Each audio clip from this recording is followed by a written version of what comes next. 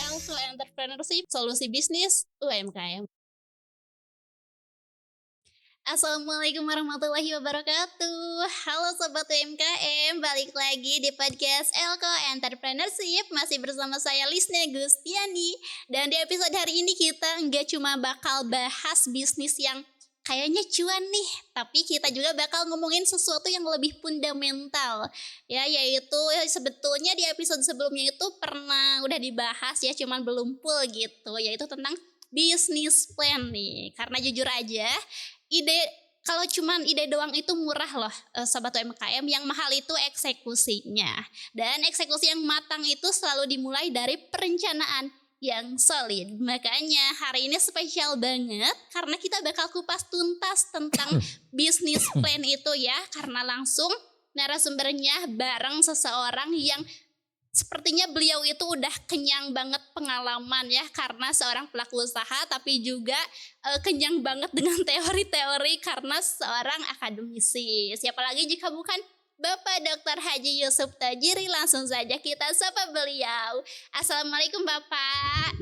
Waalaikumsalam warahmatullahi wabarakatuh. Alhamdulillah bisa ketemu lagi nih Pak. Iya, Pembahasan ngebahas ngelanjutin pembahasan kemarin ya Pak ya. Iya. Karena kemarin kan belum semuanya ya Pak ya dibahas, kan kita harus tuntasin nih. Bapak gimana kabarnya hari ini? Alhamdulillah. Baik ya? Iya. Ya Bapak mah selalu senang kayaknya kalau berbagi ilmu. Senang karena berbagi ilmu itu kan bagian dari ibadah. Enggak capek Pak? Kuncinya ikhlas. Kalau ikhlas tentu capek itu hilang. Oke. Kuncinya ikhlas ya Sobat UMKM. Berarti untuk menjalankan semua hal termasuk berbagi ilmu itu kuncinya ikhlas ya Pak ya? Iya. Jadi kita itu harus bahagia memberikan pengetahuan kepada orang lain. Siapa tahu orang lain itu akan lebih sukses daripada kita. Begitu. Oke, nanti kita juga dapat kebaikan pahalanya Pak ya? Nah, kita jangan mengharapkan itu. Jangan. Oke. Pokoknya ikhlas aja dulu ya Pak ya. Mengalir aja gitu. Oke. Bapak, seperti yang saya mention di awal nih Pak, kita kan sebelumnya itu pernah ngebahas tentang bisnis plan nih Pak. Iya. Kayak kata Bapak itu, kalau Lisna gak salah nih ya Pak, kalau Lisna gak lupa lagi, ada beberapa elemen dalam bisnis plan-nya Pak. Kayak betul. kita tuh pernah ngebahas visi misi ya Pak. Iya. Peluang pasar kalau gak salah. Iya. Nah kan ada beberapanya yang belum kebahas. Boleh gak sih Pak dibahas sekarang? Ya boleh. Jadi kepada teman-teman UMKM secara ilmu, bisnis plan itu kan ada beberapa tahapan yang harus kita lalui. Pertama itu kan menentukan misi dan visi. Okay. Yang kedua melakukan analisa terhadap pasar. Yang ketiga menentukan strategi pasar. Sekarang yang keempat kita akan membahas tentang strategi bisnis. Apa maksudnya strategi bisnis itu? Kan begini, ketika misalnya kita akan mengeksekusi peluang-peluang usaha yang sudah kita identifikasi, apakah peluang itu akan dikerjakan langsung oleh kita atau kita disubkon kepada orang lain, atau misalnya kita hanya sebagai pelantara.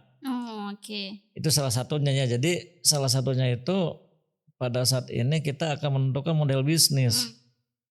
Ketika kita mendapatkan permintaan produksi sendiri, disubkan kepada perusahaan lain, atau malah kita itu menjualkan barang punya orang lain. Kan semuanya tergantung kesiapan dari kita. Kalau kita pelaku usaha, artinya kita sudah memiliki pabrik, tentu akan kita kerjakan sendiri. Kalau pabrik kita itu ternyata over kapasitas, tentu kita akan melibatkan pesaing. Atau kita belum punya apa-apa, ya berarti kita harus affiliate, menjualkan barang punya orang. Nah itu salah satunya. Yang kedua juga dalam strategi bisnis kita tentu akan mengalokasikan berapa besar satu sumber dana yang akan kita alokasikan.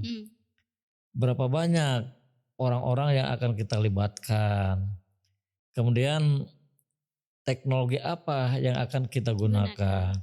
Itu merupakan bagian dari strategi bisnis.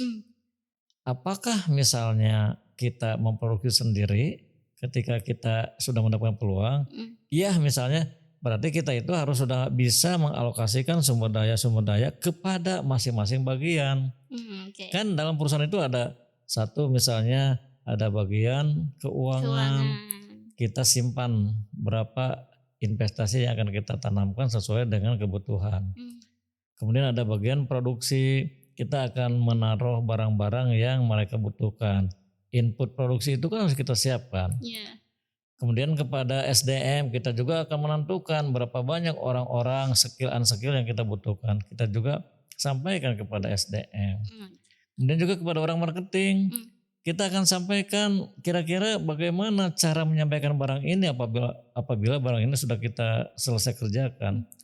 Apakah kita akan menggunakan agen atau kita akan langsung kirim. Nah, itu juga merupakan bagian dari strategi bisnis.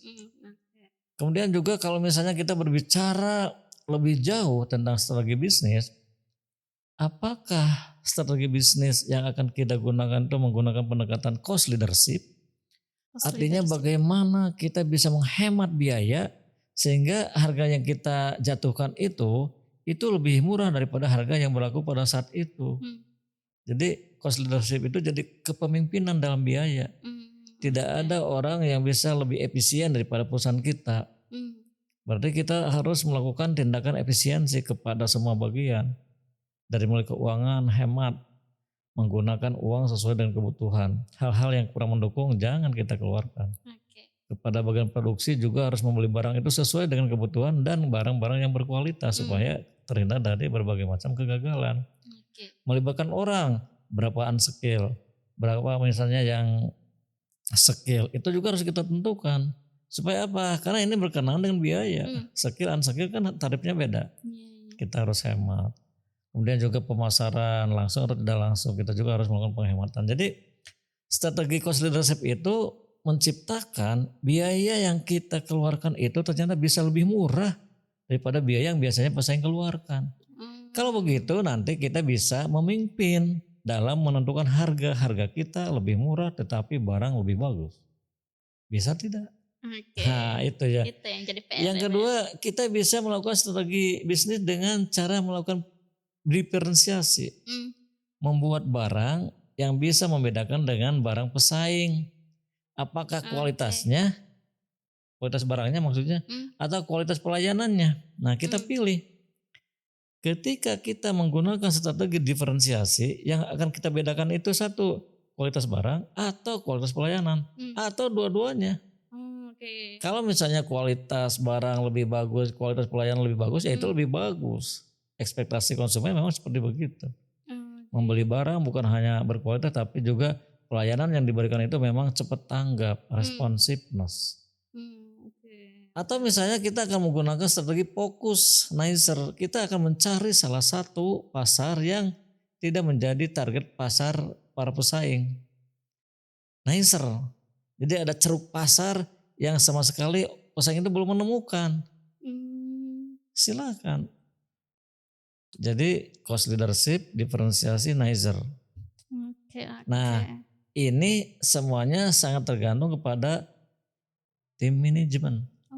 Jadi tim manajemen itu harus memiliki kemampuan dalam menentukan strategi bisnis yang akan kita jalankan. Cost leadership pilihannya itu kan diferensiasi atau nicer. Bapak berarti kalau ngobrolin tadi diferensiasi apa ya? Mohon maaf tadi itu apa Pak, pembeda ya? Iya. Jadi kita itu harus bisa membedakan produk kita atau jasa kita dengan produk atau jasa pesaing. Berarti itu apakah bisa disebut semua bisnis itu berarti harus memiliki diferensiasi yang kuat? Wajib. Kan ada dua produk itu, satu komoditas barang yang nilainya itu tidak memiliki keunikan. Yang kedua barang yang unik, memiliki value yang lebih tinggi daripada value pesaing.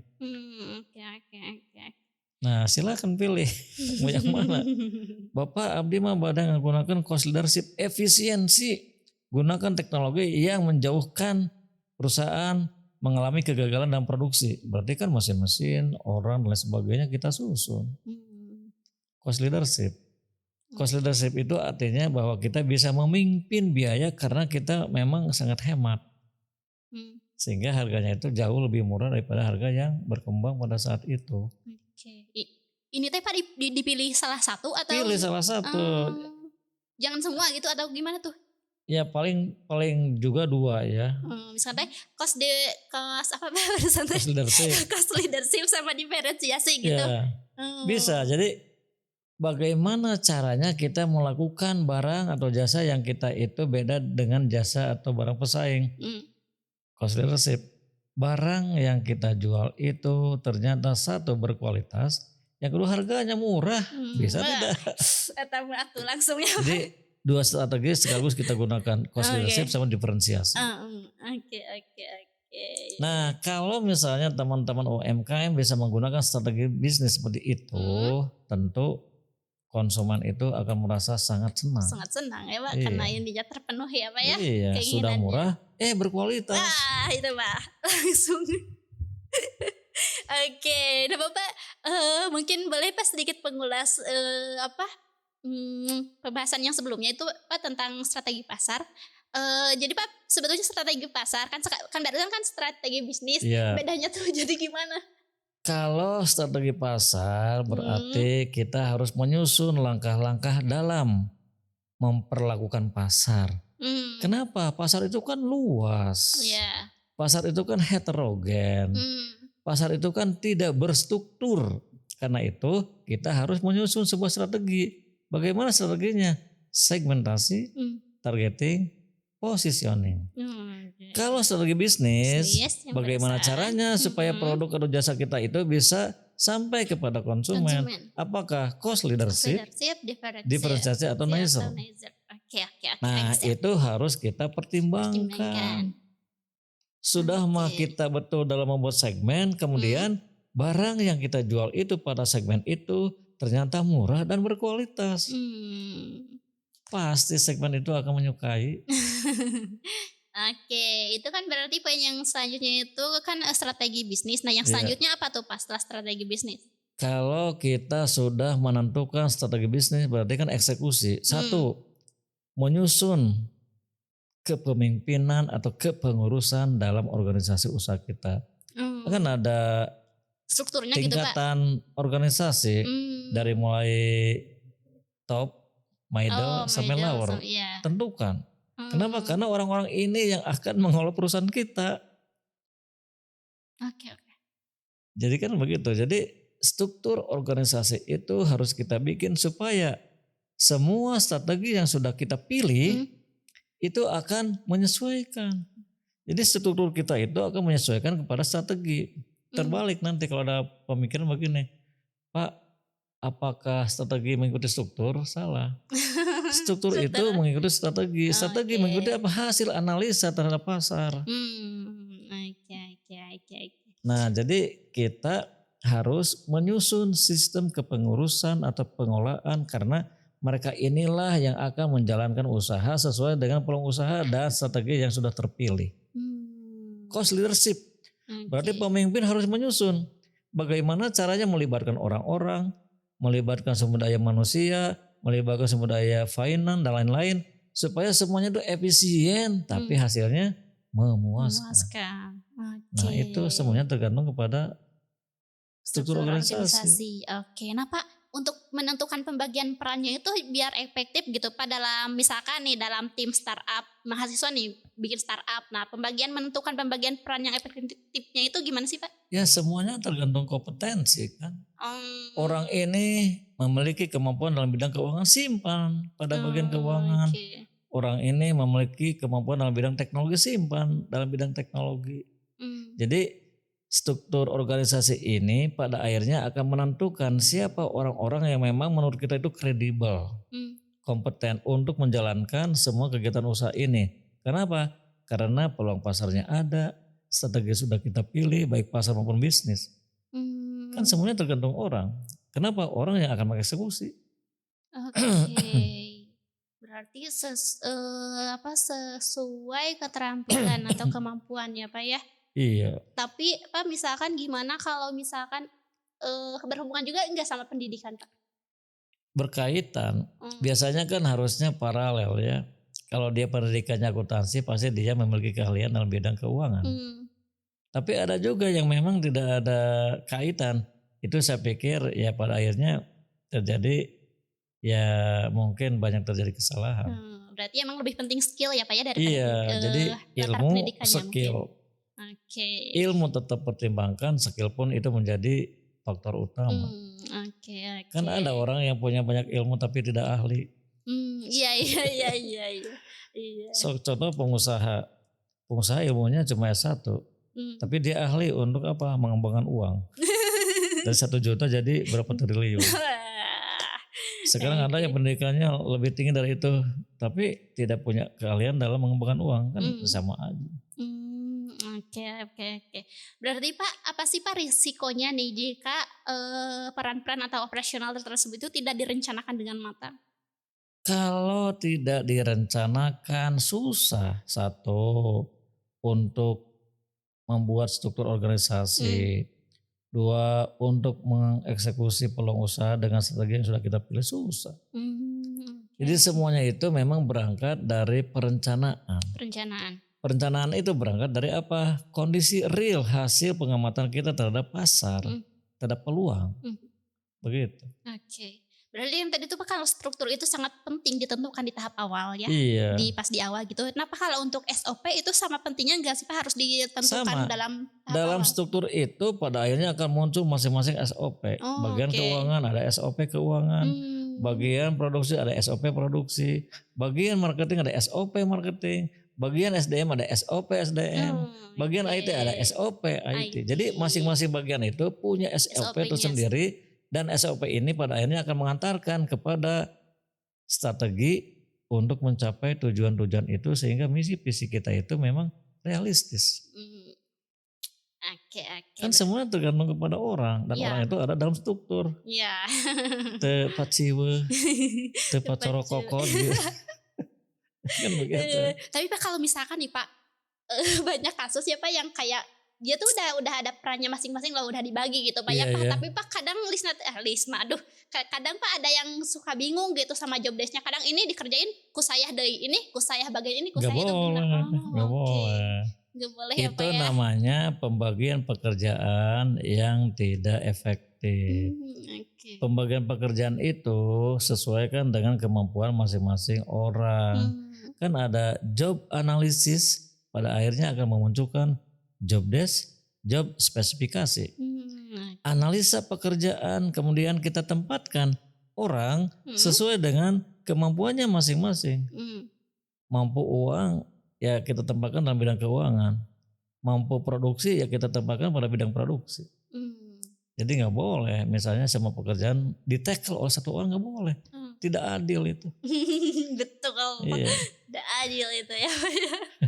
Kalau ada gimana tuh Pak, laporin aja. Nah kalau ada hak untuk mendapatkan gaji orang itu harus lebih dari 1 kali. Wah betul Pak, setuju.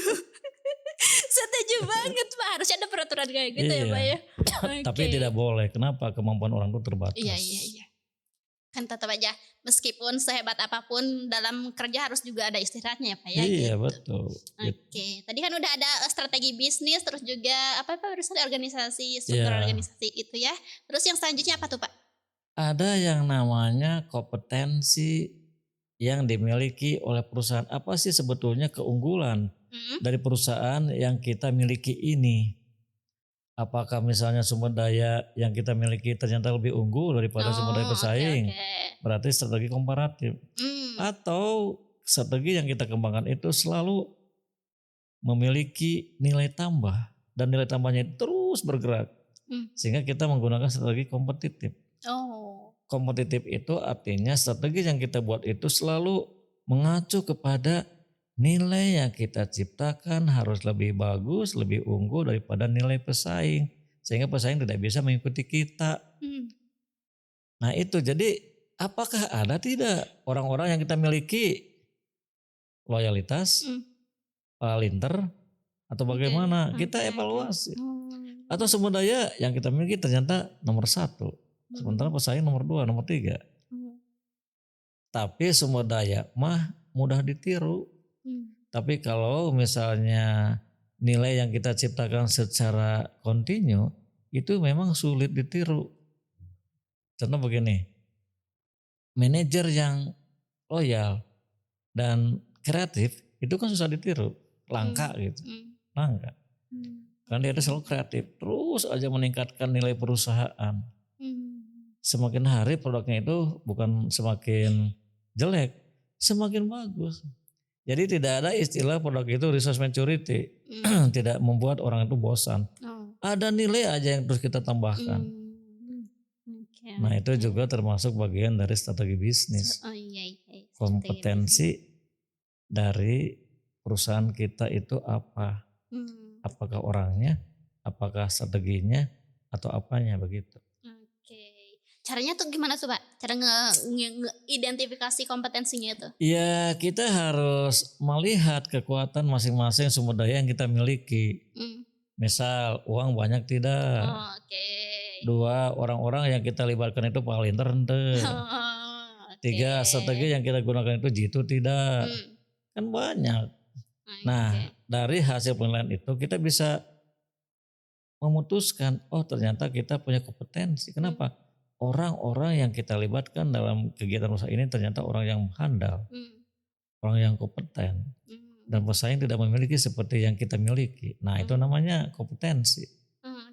Tapi ada kemungkinan gak sih Pak seorang owner atau pembisnis itu salah dalam mengenali kompetensi perusahaannya? Bisa jadi karena dia memang kurang paham karena kemudian tidak dekat dengan perusahaan. Jadi kita tidak boleh misalnya mempercayakan 100% kepada seseorang tanpa kita juga terlibat. Berarti kalau kita misalkan punya bisnis atau usaha, meskipun kita misalkan yang pegangnya kita mau orang lain, tapi kita juga jangan lepas tangan banget ya Pak ya, harus tetap memantau. Bisnis autopilot itu artinya ketika kita punya bisnis, kita leluasa untuk bergerak, tetapi bukan berarti kita membiarkan. Kan ada bisnis autopilot. Berarti kalau seperti itu, kalau misalnya salah mengenali kompetensi yang kita punya gitu Pak, apakah peluang kegagalan itu besar berarti ya? Tentu, karena semuanya sangat tergantung kepada nilai kompetensi. Apa yang menjadi keunggulan dari perusahaan kita itu akan menentukan nilai perusahaan. Kalau ternyata yang kita miliki itu tidak memiliki kompetensi, keunggulan, bagaimana kita bisa mengeksekusi misi dan visi. Tentu dalam perjalanan akan menghadapi berbagai macam kendala. Barang telat kirim, barang banyak gagal, kan susah. Itu berarti bagian dari tadi itu apa kompetensi strategi bisnis, terus juga tadi itu struktur organisasi, terus kompetensi. Yang selanjutnya apa tuh Pak? Keuangan terakhir. Jadi semua yang kita lakukan dari mulai kegiatan produksi, pemasaran, sumber daya manusia, IT, ujungnya itu apakah kegiatan itu menghasilkan, kalau menghasilkan berapa persen. Nanti kita akan hitung return on investment, return on asset. Kita hitung.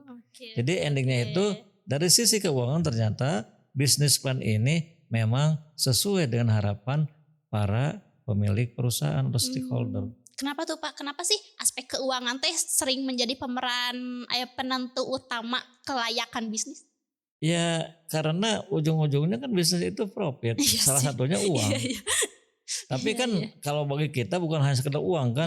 Memang pertama uang, bagaimana kita bisa mensejahterakan karyawan dan masyarakat kalau kita tidak punya uang. Jadi kalau kita menghitung bisnis plan itu sukses atau tidak, kita lihat ujungnya. Apakah untung atau tidak? Berarti keuangan ini merupakan elemen ataupun tahapan terakhir dari bisnis plan ya Pak ya? Nah komponen laporan keuangannya itu apa aja sih Pak yang wajib ada di bisnis plan? Ya mungkin kalau kita sampaikan kepada UMKM barangkali mereka itu akan bingung. Iya sih. Apa yang namanya neraca, apa yang namanya laba rugi, apa yang namanya cash flow, apa yang namanya perubahan struktur modal.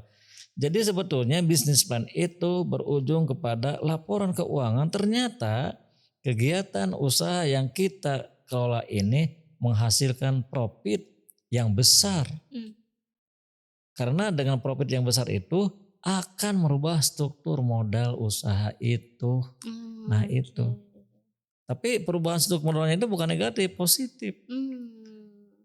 Akhirnya mah alhamdulillah perusahaan abdi teh tegaduh sametan karena hutang itu saya sudah bayar dengan laba yang kita dapatkan. Nah gitu.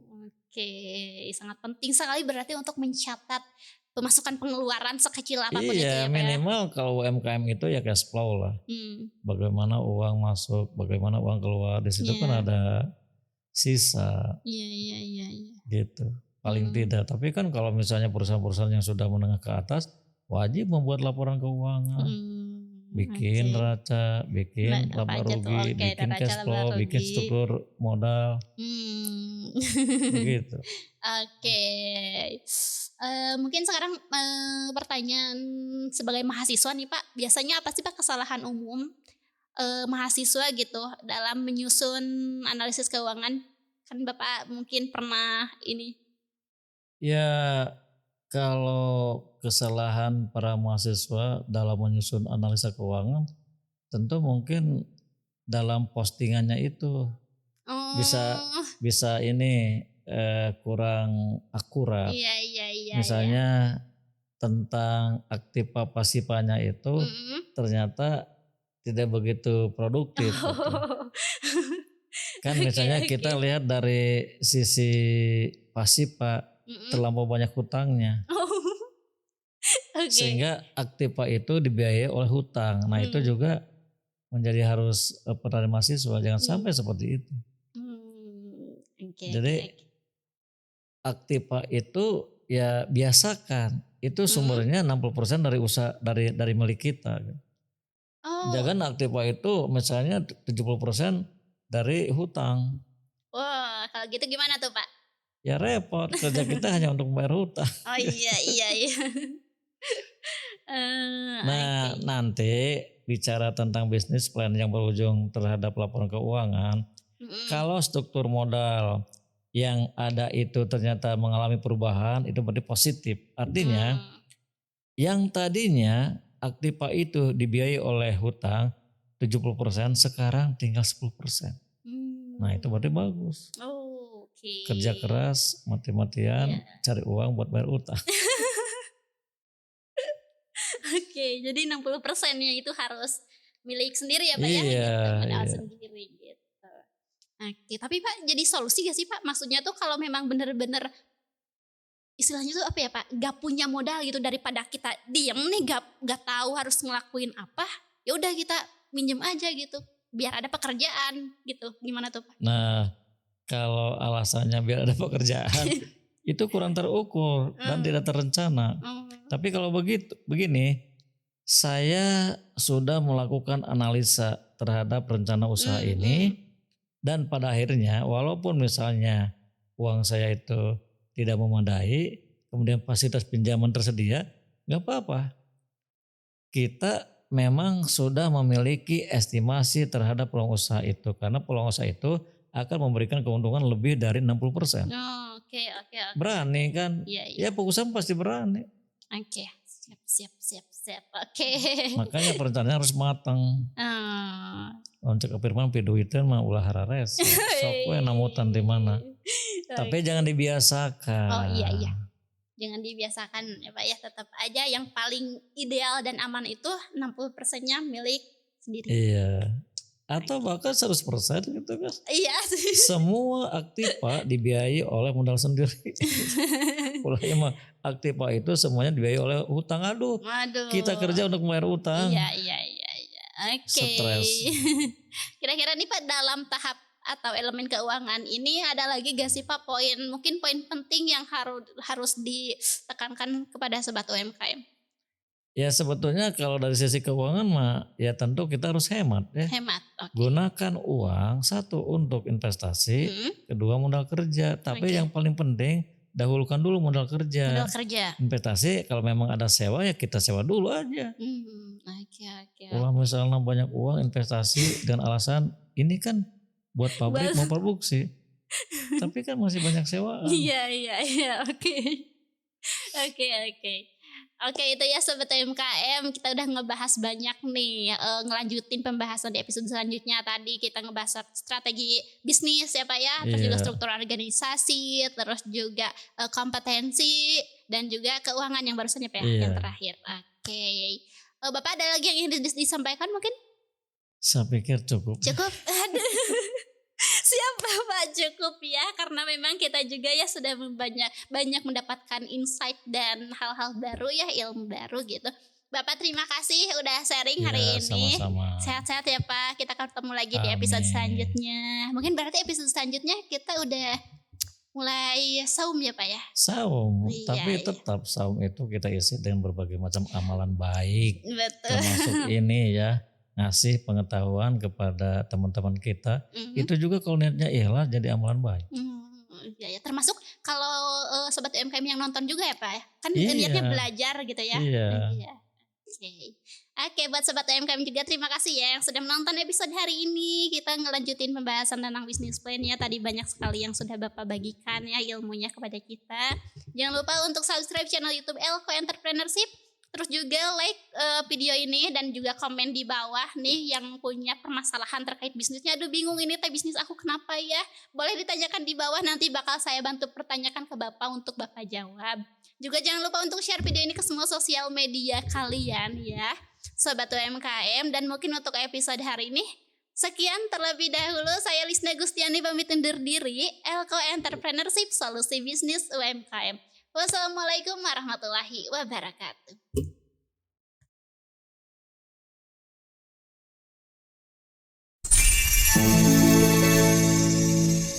Elko Entrepreneurship, solusi bisnis UMKM.